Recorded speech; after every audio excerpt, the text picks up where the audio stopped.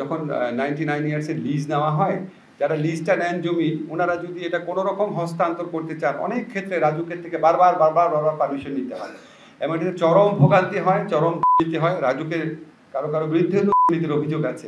সেই হয়রানিটা, এই ভোগান্তিটা কমানোর জন্য এই প্রক্রিয়াটাকে সহজ করা হয়েছে। 99 ইয়ার্স যখন লিজ নিবে, প্রতি পদে পদে ওনাকে এটা হস্তান্তর করার জন্য বা কাউকে ভাড়া দেওয়ার জন্য বা আপনার যে কোনো ধরনের চুক্তি করার জন্য বারবার রাজুকের পারমিশন নিতে হবে না।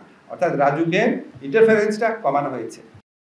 এটার সাথে সাথে এটাও আলোচনা হয়েছে যে বিভিন্ন যারা বেসরকারি ডেভেলপাররা আছেন, তারা আপনার ক্রেতাদের উপর প্লট বা যারা ফ্ল্যাট ক্রয় করেন তাদের উপর নানা রকম শোষণ করে থাকেন।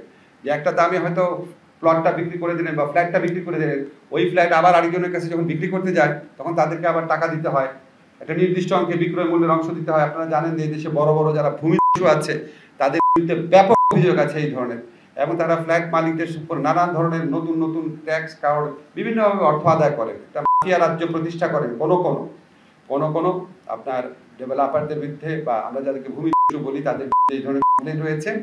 তো এটার ব্যাপারে ব্যবস্থা নেওয়ার জন্য এই সংক্রান্ত যে বিধি আছে, বেসরকারি আপনার প্লট বরাদ্দের ক্ষেত্রে বা বেসরকারি আপনার যারা আছেন ডেভেলপার আছেন, এই সংক্রান্ত যে সংশ্লিষ্ট যে বিধি আছে, বড় বড় ডেভেলপারদের কাছ থেকে যারা প্লট, বিশেষ করে যারা ফ্ল্যাট নিবে, তারা যাতে বাড়তি ভোগান্তির শিকার না হয়।